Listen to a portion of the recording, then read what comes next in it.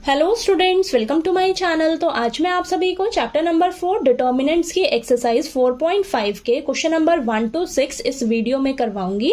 तो प्लीज आपने वीडियो को लास्ट तक जरूर देखना है ताकि आपको ये सारे क्वेश्चंस अच्छे से समझ आ जाएं। ठीक है, तो चलिए करते हैं। हमें दिया है examine the consistency of the system of equations in exercise 1 to 6, यानी कि आपको जो 1 से लेकर 6 तक क्वेश्चंस दिए हुए हैं उनमें आपको कंसिस्टेंसी चेक करनी है इक्वेशंस की, यानी कि आपको बताना है कि जो आपको इक्वेशंस दे रखी हैं वो कंसिस्टेंट है या इनकंसिस्टेंट है। ठीक है, तो चलिए करते हैं। क्वेश्चन नंबर 1 करते हैं, तब आपको क्वेश्चन नंबर 1 से ही पूरा डिटेल में मैं आपको अच्छे से बता दूंगी कि कैसे आपको इक्वेशंस को चेक करना है, कंसिस्टेंट है या इनकंसिस्टेंट है। एक क्वेश्चन भी अगर आपने अच्छे से समझ लिया ना इसका, आप सारे क्वेश्चंस इजीली बता पाओगे कि ये हमारी इक्वेशंस कंसिस्टेंट है या इनकंसिस्टेंट है। ठीक है, तो चलिए करते हैं। देखिए, हमें क्वेश्चन नंबर 1 में दो इक्वेशंस दे रखी हैं। ठीक है, दो इक्वेशंस दे रखी हैं, तो सबसे पहले इन इक्वेशंस को हम मैट्रिसेस की फॉर्म में लिखते हैं। ठीक है, तो चलिए लिख लेते हैं। तो ये मैं ए मैट्रिसेस लिख रही हूं, इसमें सारे कोफिशिएंट्स लिख लेंगे हम। ठीक है, तो एक्स का कोफिशिएंट 1, वाई का कोफिशिएंट 2, एक्स का कोफिशिएंट है यहाँ पर 2 और नेक्स्ट इक्वेशन में वाई का कोफिशिएंट है 3। ठीक है, तो ये मैंने ए मैट्रिसेस लिख ली। ओके, अब हम लिखेंगे एक्स मैट्रिक्स। एक्स मैट्रिक्स में आ जाएंगे हमारे पास एक्स और वाई। ठीक है, जिसे हम फाइंड आउट करते हैं, लेकिन यहाँ पर हमें सिस्टम ऑफ इक्वेशन को सॉल्व नहीं करना है बेटा, सिर्फ आपको बताना है कि ये हमारी जो इक्वेशंस हैं या कंसिस्टेंट हैं या इनकंसिस्टेंट है। ठीक है, तो ये एक्स लिख लिया हमने, X matrix. Next B matrix में हमारे क्या आते हैं, कांस्टेंट टर्म्स आती हैं। ठीक है, ये 2 और 3 हमारी बी मैट्रिक्स में लिखे जाएंगे। इतना क्लियर हुआ? ठीक है, आपने इस इक्वेशन को मैट्रिसेस की फॉर्म में लिख लिया। ठीक है, अब यहां पर देखिए आपके पास क्या है, ये जो सिस्टम ऑफ इक्वेशंस हैं ये आपकी इस फॉर्म में लिखी हुई है ना, A X is equal to B. ठीक है, ठीक, इस तरीके से है। अब आपको क्या करना होता है, यहां से एक्स मैट्रिक्स निकालनी होती है। ठीक है, एक्स मैट्रिक्स निकालनी होती है ना, तो ये हम कैसे निकाल सकते हैं? देखिए, हम क्या करेंगे, प्री मल्टीप्लाई करेंगे। ठीक है, pre multiplying both sides by A inverse. ठीक है, तो दोनों तरफ आपने A इनवर्स से मल्टीप्लाई कर देना है। प्री मतलब पहले। ओके, तो ये हमने मल्टीप्लाई किया। ठीक है, अब देखिए A इनवर्स इंटू A, किसी भी मैट्रिक्स को उसके इनवर्स से अगर आप मल्टीप्लाई करोगे तो आपको आइडेंटिटी मैट्रिक्स मिलेगी। ठीक है, इस तरीके से मिलेगा आपको। तो ये x किसके इक्वल आ जाएगा, x matrix A inverse into B। ठीक है, तो ये चीज आपने हमेशा याद रखनी है। डायरेक्ट आप एक्स मैट्रिक्स क्या लिखोगे, ए इनवर्स इंटू बी। आपको ये हर क्वेश्चन में ये प्रोसीजर जो है लिखने का जरूरत नहीं है। ठीक है, आपको पता रहना चाहिए आपकी जो ये इक्वेशन है इस फॉर्म में है, तो यहां से मुझे एक्स मैट्रिक्स निकालने के लिए क्या फॉर्मूला बन जाएगा, ए इनवर्स इंटू बी। ठीक है, तो आपका इस तरीके से ये निकलेगा एक्स मैट्रिक्स। ठीक है, अब यहां से देखिए बेटा, आप एक्स मैट्रिक्स को और क्या लिख सकते हो, ए इनवर्स का फॉर्मूला क्या होता है आपके पास, ए इनवर्स का फॉर्मूला होता है मेरे पास 1 upon determinant of A into adjoint of A, और ये साथ में आपका बी मैट्रिक्स है। ठीक है, ठीक, यानी कि आपका ना इस स्टेटमेंट से, ये जो स्टेटमेंट है ना आपकी, ये जो स्टेटमेंट है, इस स्टेटमेंट से पता लगेगा कि आपकी ये जो इक्वेशंस हैं ये कंसिस्टेंट है या इनकंसिस्टेंट है। क्लियर हुई बात? इतना क्लियर हुआ? ठीक है, अब इस स्टेटमेंट से आपको पता लग जाएगा कि आपकी इक्वेशंस कंसिस्टेंट है या इनकंसिस्टेंट है। देखिए कैसे, अब देखिए ये मैंने आपके लिए लिखा है। देखिए एक्स मैट्रिक्स कैसे निकलेगी आपकी, ए इनवर्स इंटू बी करके। ठीक है, और एक्स मैट्रिक्स को हम ये लिख सकते हैं, देखिए ए इनवर्स की जगह ये फॉर्मूला लिखा इंटू बी, यानी कि इससे आपको पता लगेगा कंसिस्टेंसी इक्वेशन की। कैसे? तो देखिए सबसे पहले आप क्या निकालते हो, डिटर्मिनेंट निकालते हो। ठीक है, तो हम जब ए मैट्रिक्स का डिटर्मिनेंट निकालेंगे ना बेटा, ए मैट्रिक्स का जब आप डिटर्मिनेंट निकालोगे तो आपका डिटर्मिनेंट यहाँ पर दो केस आपको मिलेंगे, या तो आपका डिटर्मिनेंट 0 के इक्वल आ सकता है या आपका डिटर्मिनेंट नॉट इक्वल टू 0 आएगा। ठीक है, बात क्लियर हुई? देखिए डिटर्मिनेंट आपके दो केस यहाँ पर आएंगे, मिलेंगे आपको, या तो जीरो के इक्वल आ जाएगा या आपका determinant not equal to zero आएगा। तो सबसे पहले हम इसकी बात करते हैं। अगर आपका determinant not equal to zero आता है, ठीक है, अगर आपका determinant not equal to zero आता है यानी कि आपके डिटर्मिनेंट की कोई ना कोई वैल्यू मिल रही है आपको, ठीक है, वैल्यू मिल रही है। तो यहां पर देखिए बेटा, इस मैंने क्या बोला, इस स्टेटमेंट से आपको मालूम पड़ जाएगा कि आपका कंसिस्टेंसी मालूम पड़ जाएगी। तो देखिए डिटर्मिनेंट की जगह आपका क्या आया, यहाँ पर डिटर्मिनेंट कोई वैल्यू मिली आपको। यहां मैंने क्या बोला, नॉट इक्वल टू जीरो है यानी कि आपको कोई वैल्यू मिलेगी, यहां वैल्यू मिलेगी, तो यहां भी कोई ना कोई वैल्यू मिलेगी, यानी कि वैल्यू अपॉन वैल्यू।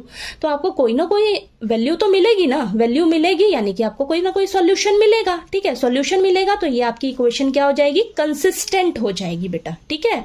तो याद रखना है, अगर आपका determinant not equal to zero आएगा, ठीक है, तो वो इक्वेशंस आपकी कंसिस्टेंट होती हैं। कंसिस्टेंट यानी कि जिन भी इक्वेशंस का आप सॉल्यूशन फाइंड आउट कर सकते हो वो इक्वेशंस आपकी कंसिस्टेंट इक्वेशन होती हैं। तो यहां पर आपको यूनिक सॉल्यूशन मिलेगा बेटा, ठीक है, यूनिक सॉल्यूशन मिलेगा। समझ आया, नॉट इक्वल टू जीरो है डिटर्मिनेंट यानी कि आपको वैल्यू वहां पर मिलेगी कोई ना कोई, ठीक है। और यहां पर अगर ये आपको यहां डिटर्मिनेंट की वैल्यू मिलेगी तो यहां पर इसका भी वैल्यू मिलेगा, यानी कि ये आपकी जो इक्वेशन होंगी वो कंसिस्टेंट होंगी, यहां पर यूनिक सॉल्यूशन आपको मिलेगा, ठीक है।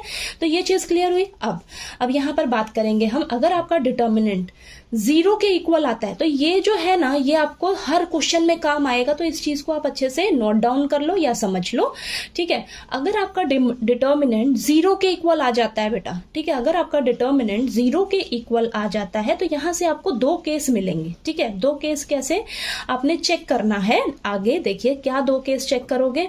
अगर आपका डिटर्मिनेंट जीरो आ जाता है तो अब ना आप इसे भी चेक करोगे, adjoint A into B find out करोगे, ठीक है। तो अगर आपका adjoint A into B zero के इक्वल आता है, ठीक है, यहां से भी आपको दो केस मिलेंगे। अगर adjoint A into B zero के इक्वल आ जाता है या adjoint A into B not equal to zero आ जाता है, तब क्या होगा देखिए, यहाँ पे तो हमें डिटर्मिनेंट जीरो मिल रखा है, ठीक है। तो अगर मेरा adjoint A into B zero हमें मिल रहा है तो यानी कि देखिए डिटर्मिनेंट जीरो है और ये भी मुझे जीरो मिल रहा है, तो zero upon zero, zero upon zero, तो ये क्या हो जाएगा, यहाँ पे आपको दो केस मिलते हैं, या तो वो कंसिस्टेंट होगा या इनकंसिस्टेंट होगा, ठीक है। कंसिस्टेंट होगा यानी कि इनफाइनाइटली मैनी सॉल्यूशंस होंगे, इनकंसिस्टेंट होगा यानी कि नो सॉल्यूशन होंगे, ठीक है, समझ आई बात। और यहां पर देखिए आपका डिटर्मिनेंट जीरो है तो आगे हम एडजॉइंट ए इंटू बी भी चेक करेंगे। तो अगर ये मेरा नॉट इक्वल टू जीरो आता है यानी कि ये जीरो के इक्वल नहीं है, तो आपको कोई ना कोई यहां पर वैल्यू मिल रही है इसकी जगह, ठीक है। तो यहां पर देखिए आपको यहां ऊपर कोई ना कोई वैल्यू मिल रही है, वैल्यू मिल रही है और डिटर्मिनेंट तो यहां पर जीरो है ना, वैल्यू अपॉन जीरो, यहां से देखिए वैल्यू अपॉन जीरो, तो ऊपर कुछ भी वैल्यू है 1 2 3 4 5 6 कुछ भी वैल्यू, नीचे जीरो है, तो वो क्या होता है हमारा, नॉट डिफाइंड। नॉट डिफाइंड होता है ना, नॉट डिफाइंड है यानी कि आपकी इक्वेशन क्या हो जाएगी, इनकंसिस्टेंट हो जाएगी, ठीक है। इनकंसिस्टेंट, इसका कोई सॉल्यूशन ही नहीं है, ठीक है, नो सॉल्यूशन। बात क्लियर हुई यहाँ पर, ये आपको समझ आया कैसे बताया मैंने, ठीक है। Determinant not equal to zero है यानी कि आपको वैल्यू मिलेगी, ठीक है, तो वो यहाँ पर तो आपका कंसिस्टेंट ही होती है इक्वेशन, ठीक है, कंसिस्टेंट होती है। अगर आपको डिटर्मिनेंट जीरो मिल जाता है तब आपने अलर्ट हो जाना है, फिर आगे इसको और चेक करना है इसे सॉल्व करके, ठीक है। एडजॉइंट ए इंटू बी भी अगर इस केस में आगे आपको सॉल्व करना होगा, ठीक है। एडजॉइंट ए इंटू बी अगर जीरो आ जाता है तो यहाँ पर देखना है आपको, देखिए जीरो अपॉन जीरो ये केस हो जाएगा, और अगर नॉट इक्वल टू जीरो आता है तो वैल्यू अपॉन जीरो, ये तो नॉट डिफाइंड कहलाएगा आपका, ठीक है। समझ आया ये आपको। अब ये जो है ना आपको हर क्वेश्चन में काम आने वाला है, तो चलिए करते हैं इसको सॉल्व। सबसे पहले आपने हमेशा क्या निकालना है, डिटर्मिनेंट निकालना है बेटा, ठीक है। तो यहाँ पर हम ए मैट्रिक्स का डिटर्मिनेंट निकालेंगे सबसे पहले, ठीक है। तो डिटर्मिनेंट से ही आपको मालूम पड़ जाएगा, अगर नॉट इक्वल टू जीरो आता है डिटर्मिनेंट तो वो तो आपकी कंसिस्टेंट इक्वेशन हो जाएगी, अगर डिटर्मिनेंट जीरो आ जाता है तब आपको आगे इसे भी सॉल्व करके चेक करना होगा, ठीक है। चलिए करते हैं, तो डिटर्मिनेंट निकालते हैं हम यहाँ पर 1 2 2 3, ठीक है। तो ये आ जाएगा, क्रॉस मल्टीप्लाई करिए, 3 माइनस 2 2 जा 4, तो ये आ गया आपका -1 नॉट इक्वल टू जीरो है, नॉट इक्वल टू जीरो है यानी कि आपका ये इक्वेशन कैसी होगी, कंसिस्टेंट होगी, ठीक है। यहाँ पर लिख लीजिए ए डिटर्मिनेंट क्या है, नॉट इक्वल टू जीरो है, तो ये आपका कंसिस्टेंट इक्वेशन होगा, ठीक है, ये वाली, ठीक है, कंसिस्टेंट होगी यानी कि इसका हमें सॉल्यूशन मिलेगा, ठीक, समझ आया आपको ये कैसे बताया मैंने? ठीक है, इजी है बहुत, बस आपको ये समझ लेना है। ठीक है, ये समझ लिया ना आपने तो ये आपको हर क्वेश्चन में काम आएगा कंसिस्टेंसी बताने में। ठीक है, इक्वेशन की। ठीक, चलिए आगे करते हैं क्वेश्चन नंबर 2। नेक्स्ट देखिए, हमें क्वेश्चन नंबर 2 में ये दो इक्वेशंस दे रखी हैं। सबसे पहले हम इन्हें मैट्रिसेस की फॉर्म में लिख लेते हैं फटाफट से। तो ए मैट्रिक्स में आ जाएगा इनके कोफिशिएंट्स, तो 2 -1 1 1। ठीक है, ध्यान से लिखने हैं आपने। और एक्स मैट्रिक्स में आ जाएगा आपके पास एक्स और ये वाई। ठीक है, और बी मैट्रिक्स में आपके पास कांस्टेंट टर्म आ जाएंगी 5 और 4। ठीक है, तो यहाँ पर देखिए आपका एक्स मैट्रिक्स कैसे निकलेगा, ए इनवर्स इंटू बी करके। ठीक है, तो यहाँ पर एक्स मैट्रिक्स हो जाएगा हमारा 1 upon determinant of A into adjoint of A into B. ठीक है, तो आपको सबसे पहले क्या करना होगा, डिटर्मिनेंट निकालना होगा। ठीक है, तो डिटर्मिनेंट हम निकालते हैं यहाँ पर इसका ए मैट्रिक्स का। तो देखिए 2 -1 1 1। ठीक है, तो ये आ जाएगा आपके पास, क्रॉस मल्टीप्लाई करिए तो 1 इंटू 2 माइनस -1 इंटू 1, तो ये आ जाएगा 2 माइनस का 1। ठीक है, तो 2 + 1 यानी कि आपके पास क्या आ गया 3। 3 क्या है, नॉट इक्वल टू 0 है। 3 नॉट इक्वल टू 0 आ रहा है, यानी कि आपका जो डिटर्मिनेंट है वो बेटा नॉट इक्वल टू 0 है। डिटर्मिनेंट अगर नॉट इक्वल टू 0 होगा तो आपकी इक्वेशन क्या होगी, कंसिस्टेंट होगी। ठीक है, वहां पर आपको यूनिक सॉल्यूशन मिलेगा। ठीक है, तो बस हमने इक्वेशन बताना है कंसिस्टेंसी। ठीक है, तो यहाँ पर आपका इक्वेशन जो है वो कंसिस्टेंट होगी। ठीक है, तो यहाँ पर आपने लास्ट में लिख देना है। ठीक, चलिए अब क्वेश्चन नंबर 3 कर लेते हैं। अब थर्ड क्वेश्चन में हमें ये दो इक्वेशंस दे रखी हैं। चलिए इनको मैट्रिसेस की फॉर्म में लिख लेते हैं। तो ये 1 3 2 6 और एक्स मैट्रिक्स में आ जाएगा आपके पास एक्स वाई, और बी मैट्रिक्स में आपके पास आ जाएगा 5 और 8। ठीक है, अब हम क्या करेंगे, यहाँ से एक्स मैट्रिक्स हमारी कैसे निकलती है, ए इनवर्स इंटू बी करके। ठीक है, और यहाँ पर ए इनवर्स कैसे निकलता है, 1 upon determinant of A into adjoint of A into B. ठीक है, तो सबसे पहले हम डिटर्मिनेंट निकाल लेते हैं। तो डिटर्मिनेंट निकालते हैं इस मैट्रिक्स का। तो ये आ जाएगा आपके पास, ये लिख लिया मैंने, 6 - 6। तो ये क्या आ गया, 0 आ गया। 0 आ गया ना, यानी कि देखिए ये वाला केस आ गया। समझ रहे हो, यहाँ पर मुझे क्या केस मिल रहा है, डिटर्मिनेंट मुझे 0 मिल रहा है बेटा, ये केस आ गया। तो अब अगर आपको ये केस मिल जाता है तो अब आपको ये भी सॉल्व करना पड़ेगा आगे। ठीक है, तो चलिए आगे हम क्या निकालेंगे, एडजॉइंट ए इंटू बी करके भी देखेंगे। तो एडजॉइंट ए निकालने के लिए आपको क्या करना पड़ेगा, इस मैट्रिक्स के कोफैक्टर्स फाइंड आउट करने पड़ेंगे। ठीक है, तो मैंने आपको एक शॉर्टकट मेथड बताया ना 2x2 ऑर्डर की मैट्रिक्स का एडजॉइंट निकालने वाला।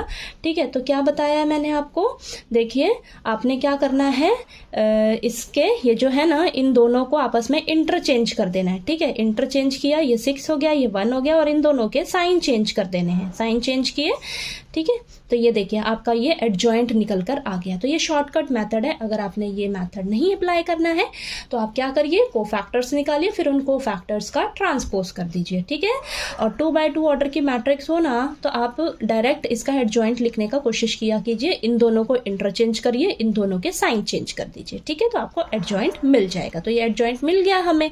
अब हम क्या करेंगे, इस एडजॉइंट ए को बी मैट्रिक्स से मल्टीप्लाई करके देखेंगे कि क्या आता है हमारे पास। ठीक है, तो यहाँ पर देखिए 6 - 3 - 2 1, इसको हम बी मैट्रिक्स से मल्टीप्लाई कर देंगे। तो ये 5 है और ये 8 है।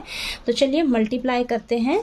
तो यहाँ पर 6 5 30 और -3 × 8 माइनस का 24, -2 × 5 माइनस का 10 और ये प्लस का 8। तो ये आ जाएगा आपके पास, ये आ गया हमारे पास 6 आ गया और ये माइनस का 2।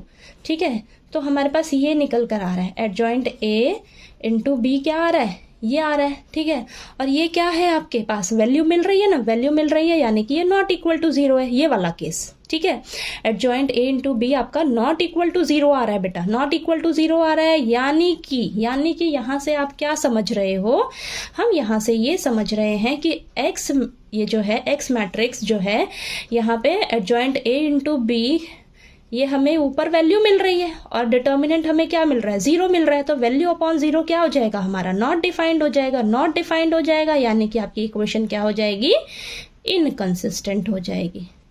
ठीक है, तो देखिए ये एक बार आपने समझ लिया ना, तो ये आपको हर क्वेश्चंस में काम आएगा। ठीक है, तो मैं यहाँ पर आपको यहाँ पर साइड में रख दे रही हूँ इसको, ताकि आप यहाँ से देख लीजिए कैसे हम कर रहे हैं क्वेश्चंस को। ठीक है, समझ आया आपको? चलिए आगे करते हैं क्वेश्चन नंबर 4। अब देखिए बेटा, क्वेश्चन नंबर 4 में आपको ये 3 इक्वेशंस दे रखी हैं। तो इन इक्वेशंस को सबसे पहले हम मैट्रिसेस के फॉर्म में लिखेंगे। तो ए मैट्रिक्स लिखेंगे। ये हमें अब ए मैट्रिक्स जो है वो 3x3 ऑर्डर की मिलेगी। ठीक है, तो चलिए इनके कोफिशिएंट्स लिखते हैं। ए मैट्रिक्स में 1 1 1 2 3 2 और ये ए और यहाँ पर 2a। तो ध्यान से लिखना है आपने। और अब एक्स मैट्रिक्स में क्या आ जाएगा आपके पास? x y और z। ठीक है, और बी मैट्रिक्स में आपके पास सारे कांस्टेंट टर्म्स आ जाएंगे। तो 1 2 4। ठीक है, ये लिख लिया हमने। अब हम क्या करेंगे, हमें एक्स मैट्रिक्स कैसे निकालनी होती है? A inverse into B. ठीक है, तो यहाँ पर एक्स मैट्रिक्स ए इनवर्स की जगह आ जाएगा 1 upon determinant of A into adjoint of A into B. ठीक है, तो यानी कि सबसे पहले आपको डिटर्मिनेंट निकालना होगा। ठीक है, तो डिटर्मिनेंट निकालेंगे हम। तो देखिए हम इस मैट्रिक्स का डिटर्मिनेंट निकालेंगे बेटा, तो ध्यान से निकालिएगा। देखिए कैसे करेंगे। मैं यहाँ पर रो 1 को एक्सपैंड कर रही हूँ। ठीक है, तो रो 1 को मैं एक्सपैंड कर रही हूँ। यहाँ पर मैं दोबारा से लिख देती हूँ। देखिए ये है ना आपके पास, इसका हम डिटर्मिनेंट निकालेंगे। तो मैं रो 1 को एक्सपैंड करूंगी, तो ये प्लस का रहेगा, ये माइनस का रहेगा और ये प्लस का रहेगा। ठीक है, तो चलिए यहाँ पर मैं लिख देती हूँ एक्सपैंडिंग अलोंग रो 1। ठीक है, तो रो 1 को एक्सपैंड करते हैं हम यहाँ पर। तो 1 यहाँ आ जाएगा, first row first column delete कर दो, 3 2a 2a। ठीक है, -1 first row second column delete कर दो, 2 2a 2a। देन फर्स्ट रो थर्ड कॉलम डिलीट कर दो, बचेगा आपके पास 2 3a। ठीक है, तो चलिए इसको सॉल्व कर लेते हैं। तो ये आ जाएगा आपके पास, क्रॉस मल्टीप्लाई करिए, 6a माइनस 2a। ठीक है, और ये minus, then 4a minus 2a plus 2a minus का 3a। ठीक, तो ये आ जाएगा 4a minus 2a plus a। यही आएगा ना आपके पास। ठीक है, अब देखिए यहाँ पर क्या आ जाएगा आपके पास। तो देखिए बेटा, ये है आपके पास, यहाँ पर ना आपके पास माइनस का a आएगा। ठीक है, 2a माइनस 3a, तो ये आ जाएगा माइनस का a। ठीक है, ओके। अब यहाँ पर देखिए 4a माइनस का 3a, तो ये आपके पास आ जाएगा a। ठीक है, तो आपके पास आंसर क्या निकल कर आया? a क्या है? नॉट इक्वल टू 0 है। नॉट इक्वल टू 0 है, यानी कि आपका जो डिटर्मिनेंट है वो नॉट इक्वल टू 0 आ रहा है। ये वाला केस नॉट इक्वल टू 0 आ रहा है, तो आपकी जो इक्वेशन होगी वो क्या होगी? कंसिस्टेंट होगी। ठीक है, यहाँ पर आपको सॉल्यूशन मिलेगा। ठीक है, तो इक्वेशन क्या होगी? कंसिस्टेंट होगी। ठीक, तो चलिए आगे करते हैं क्वेश्चन नंबर 5। अब नेक्स्ट क्वेश्चन नंबर 5 में हमें ये 3 इक्वेशंस दे रखी हैं। तो सबसे पहले हम क्या करेंगे, इन इक्वेशंस को मैट्रिसेस के फॉर्म में लिखेंगे। ठीक है, उससे पहले देखिए यहाँ पर ना इन दोनों इक्वेशंस में एक एक वेरिएबल मिसिंग है। तो आप इन इक्वेशंस को देखिए इस तरीके से लिख लीजिए। यहाँ पर x वेरिएबल नहीं है आपके पास, तो यहाँ लिखिए 0x plus 2y minus z is equal to -1। और यहाँ पर आपके पास z वेरिएबल नहीं है, तो 3x minus 5y plus 0z is equal to 3। ठीक है, अब यहाँ से देखिए ए मैट्रिक्स लिखिए। ठीक है, तो यहाँ पर मैंने ऐसा इसलिए लिखा है ताकि आपको इसके ना कोफिशिएंट्स लिखने में कोई दिक्कत ना आए। ठीक है, अब हम इनके कोफिशिएंट्स लिखते हैं ए मैट्रिक्स में। तो देखिए एक्स का कोफिशिएंट क्या है? 3, वाई का कोफिशिएंट -1 और यहाँ पर -2। नेक्स्ट देखिए ये इक्वेशन आपकी, एक्स का कोफिशिएंट क्या हो जाएगा अब? 0। ठीक है, y का कोफिशिएंट 2, z का कोफिशिएंट -1। यहाँ पर थर्ड इक्वेशन में देखिए 3 -5 और ये 0। ठीक है, ठीक। अब आगे करते हैं। देखिए x मैट्रिक्स में क्या आ जाएगा, जो आपको फाइंड आउट करना होता है, x y z। Okay, next b matrix में आपके पास सारे कांस्टेंट टर्म्स आते हैं, तो 2 -1 और ये 3। ठीक है, इस तरीके से लिख लेना है आपने। अब देखिए एक्स मैट्रिक्स हमारी कैसे निकलती है?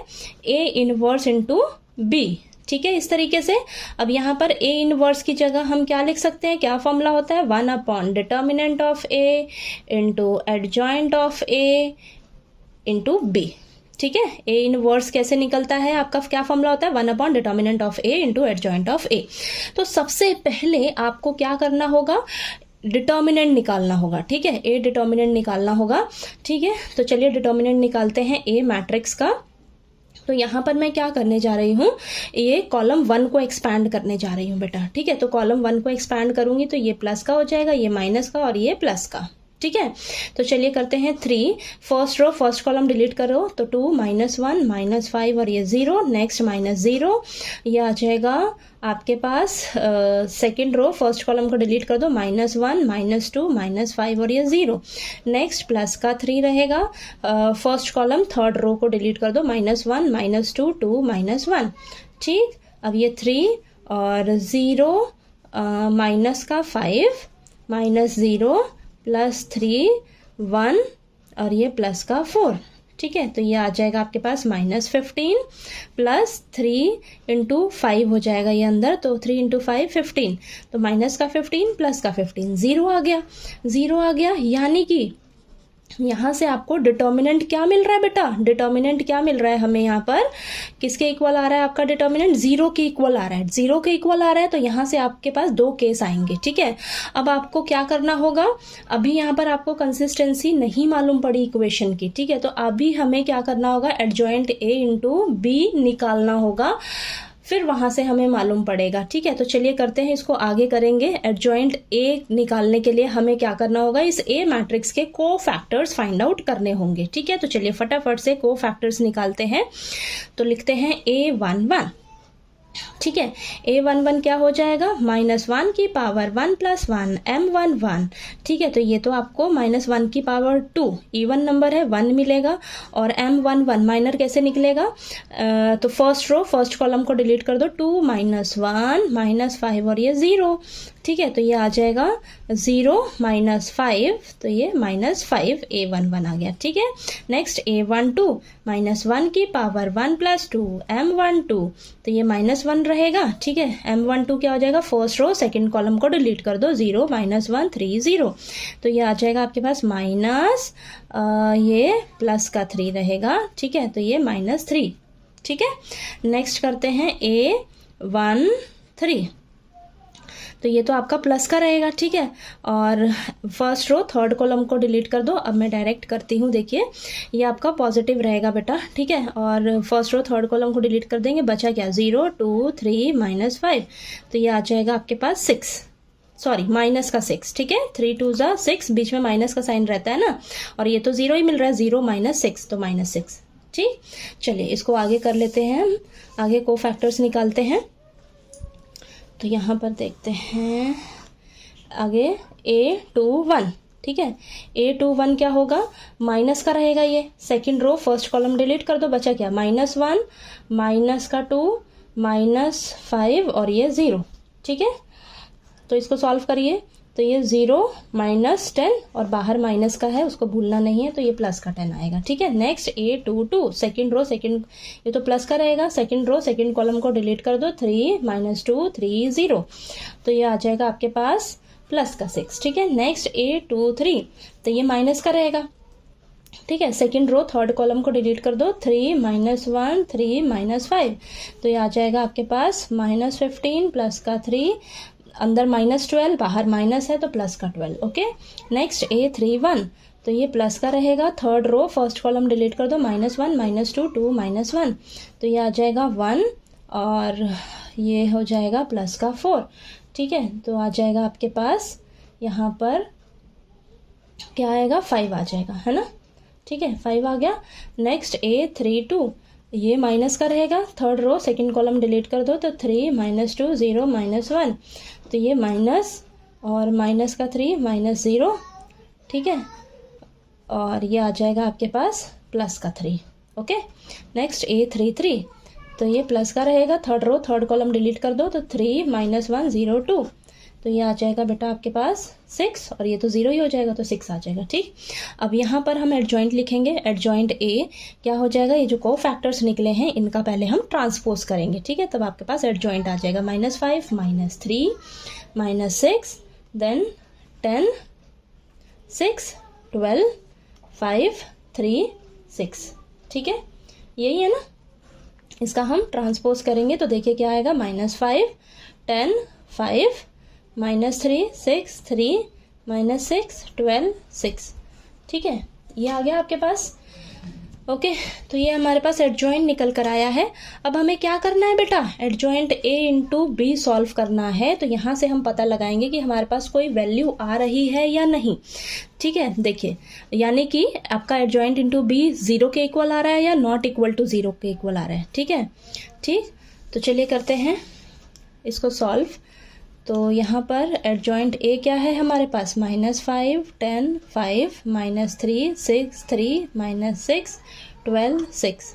ओके, B मैट्रिक्स क्या है हमारे पास, 2 -1 3। इसको चलिए मल्टीप्लाई करते हैं आपस में हम लोग। तो माइनस का 10 और ये प्लस का 15। ठीक, आगे -3 2 माइनस का 6 प्लस का 9, देन माइनस का 12 प्लस का 18। ठीक है, तो चलिए सॉल्व कर लेते हैं इसको। तो ये -20 प्लस 15 -5 आएगा, -12 प्लस 9 -3 आएगा, ये तो -24 हो जाएगा, प्लस का 18 ये आएगा माइनस का 6, है ना, -6। अब यहाँ पर देखिए एडजॉइंट A इंटू बी जब आपने सॉल्व किया तो आपको ये वैल्यू मिल रही है। ठीक है, वैल्यू मिल रही है, आपका ये नॉट इक्वल टू 0 है ना बेटा। एडजॉइंट A इंटू बी आपका 0 थोड़ी ना आ रहा है, 0 मैट्रिक्स आ रहा है, नहीं ये केस नहीं आ रहा आपके पास, ये केस आ रहा है, ये नॉट इक्वल टू 0 आ रहा है। देखिए नॉट इक्वल टू 0 आ रहा है, इसका मतलब क्या है, यहाँ पर जो X मैट्रिक्स है यहाँ से हम पता लगाएंगे। X मैट्रिक्स जो है, देखिए आपके पास डिटर्मिनेंट क्या निकला है, नीचे 0 आया है और ऊपर क्या आया है, एडजॉइंट A इंटू बी, आपको कोई वैल्यू मिल रही है। ठीक है, नॉट इक्वल टू 0 का मतलब क्या है, यहाँ पर आपको ये वैल्यूज मिल रही हैं, तो वैल्यू मिली है तो वैल्यू अपॉन 0 क्या हो जाएगा आपका, ये नॉट डिफाइंड हो जाएगा। नॉट डिफाइंड हो जाएगा यानी कि ये आपका इनकंसिस्टेंट है बेटा। ये इक्वेशंस जो हैं ये कैसी हैं, इनकंसिस्टेंट है। ठीक है, समझ आया आपको कैसे ये सॉल्व करना है आपने। ठीक है, तो यहाँ पर सबसे पहले आपने कंसिस्टेंसी चेक करने के लिए डिटर्मिनेंट फाइंड आउट करना है। डिटर्मिनेंट के लिए 2 केस आएंगे आपके पास। अगर नॉट इक्वल टू 0 है तो वो इक्वेशन तो आपकी कंसिस्टेंट है। ठीक है, अगर इक्वल टू 0 आ जाता है तो आपको ये चेक करना होगा सॉल्व करके adjoint A into B. Okay, तो चलिए अब क्वेश्चन नंबर 5 हो गया, अब हम क्वेश्चन नंबर 6 कर लेते हैं इसका। ठीक है, अब नेक्स्ट क्वेश्चन नंबर 6 में आपको ये 3 इक्वेशंस दे रखी हैं यहाँ पर। तो सबसे पहले इन्हें हम मैट्रिसेस की फॉर्म में लिख लेते हैं। तो A मैट्रिक्स में सारे कोफिशिएंट्स आ जाएंगे हमारे। ठीक है, तो 5 -1 4 2 3 5 5 -2 6। ठीक है, X मैट्रिक्स में हमें जो सॉल्व करना होता है वो आ जाता है X Y Z, और B मैट्रिक्स में आपके पास आ जाएगा सारे कांस्टेंट टर्म्स, तो 5 2 -1। ठीक है, इतना आ गया आपके पास। अब हम X मैट्रिक्स कैसे निकालते हैं, A इनवर्स इंटू B करके। ठीक है, और A इनवर्स का फॉर्मूला क्या होता है, 1 upon determinant of A into adjoint of A into में तो B है। ठीक है, अब इसके लिए हमें क्या करना होगा, सबसे पहले डिटर्मिनेंट निकालना होगा। डिटर्मिनेंट निकालेंगे। ठीक है, तो सबसे पहले आप डिटर्मिनेंट निकाल लीजिए। तो यहाँ पर मैं बेटा रो 1 को एक्सपैंड करने जा रही हूँ। ठीक है, तो रो 1 में ये प्लस का रहेगा, ये माइनस का रहेगा और ये प्लस का रहेगा। ठीक है, तो चलिए करते हैं 5। तो फर्स्ट कॉलम को डिलीट कर दो, 3 5 -2 और ये 6 बचा। ठीक है, और ये माइनस और ये -1 खुद भी है। ठीक है, फर्स्ट रो सेकंड कॉलम को डिलीट कर दो, 2 5 5 6। नेक्स्ट प्लस का 4, फर्स्ट रो थर्ड कॉलम डिलीट कर दो, 2 3 5 -2। ओके, चलिए इसको सॉल्व कर लेते हैं। 5 बाहर, 6 3 18 और ये माइनस का 10 और ये बीच में माइनस का साइन। ठीक है, चलिए मैं प्रॉपर अच्छे से ही कर देती हूँ। +1 और यहाँ पर आ जाएगा आपके पास ये 12 माइनस का 25, प्लस का 4 -4 -15, ये आ जाएगा 5 18 + 10 प्लस ये आ जाएगा अंदर माइनस का 13, है ना, और यहाँ पर +4 माइनस का 19। ठीक है, तो यहाँ पर आएगा बेटा 5 × 28, ये माइनस का 13 माइनस का 4 इंटू -19 करेंगे तो माइनस का 76 आएगा। ठीक है, तो 5 इंटू 28 करना ज़रा, क्या आएगा 140, है ना, 140 आएगा। ठीक है, और यहाँ पर माइनस माइनस प्लस, लेकिन साइन बड़े वाले का। ठीक है, तो ये आ जाएगा 89। अब 140 में से 89 को माइनस करेंगे जब हम, तो हमें मिलेगा 51 मिलेगा, है ना, 51 मिलेगा। 51 मेरा नॉट इक्वल टू 0 है, हमें वैल्यू मिल रही है ना बेटा। अब नॉट इक्वल टू 0 है, यानी कि देखिए डिटर्मिनेंट आपका 0 के इक्वल नहीं आ रहा है। 0 आ रहा है क्या डिटर्मिनेंट? नहीं ना, तो ये हमारा 0 के इक्वल नहीं है डिटर्मिनेंट। तो ये वाला केस है, अगर डिटर्मिनेंट नॉट इक्वल टू 0 होगा तो आपकी इक्वेशन क्या होगी? कंसिस्टेंट होगी। ठीक है, तो यहाँ पर लिख लीजिए डिटर्मिनेंट हमारा नॉट इक्वल टू 0 आ रहा है, तो हमारी इक्वेशन क्या होगी? कंसिस्टेंट होगी। ठीक है, क्लियर हुआ? आपको ये सारे 6 क्वेश्चंस अच्छे से क्लियर हो गए होंगे। 1 to 6 क्वेश्चंस में हमें कंसिस्टेंसी बतानी थी इक्वेशंस की, सभी इक्वेशंस की। आपको सॉल्व नहीं करके दिखाना था, बस आपको बताना था कि इक्वेशन कंसिस्टेंट है या इनकंसिस्टेंट है। उसके लिए आपको ये अच्छे से क्लियर होना चाहिए। ठीक है, कि कैसे हमारी इक्वेशन जो है वो कंसिस्टेंट बताएंगे हम और इनकंसिस्टेंट। तो सबसे पहले डिटर्मिनेंट निकालना होता है। नॉट इक्वल टू 0 अगर डिटर्मिनेंट आ गया तो आपका वो कंसिस्टेंट होगा। अगर डिटर्मिनेंट 0 के इक्वल आ गया तो आपको ये आगे सॉल्व करके चेक करना होगा। ओके, तो चलिए, आपको ये सारे 6 क्वेश्चन जो है वो अच्छे से क्लियर हो गए होंगे। किसी भी क्वेश्चन में कोई भी डाउट आए आपको तो प्लीज़ आप मेरे से पूछ लीजिएगा। और वीडियो अच्छा लगे तो प्लीज़ वीडियो को लाइक कीजिए, शेयर कीजिए और ज़्यादा से ज़्यादा सब्सक्राइब कीजिएगा चैनल को। Thank you so much.